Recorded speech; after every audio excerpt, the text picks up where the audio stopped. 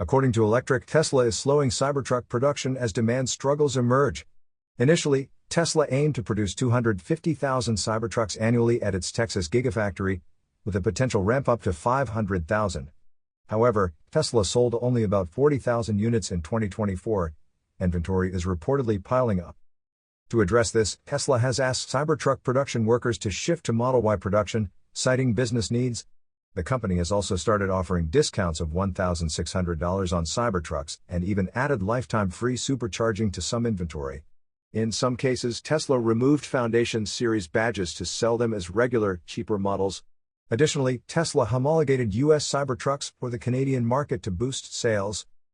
Despite launching more affordable Cybertruck variants, Q4 2024 deliveries were flat or lower than Q3. Meanwhile, Tesla is preparing to produce a new Model Y version at its Texas facility, following its launch in China. You are listening to Yuan News.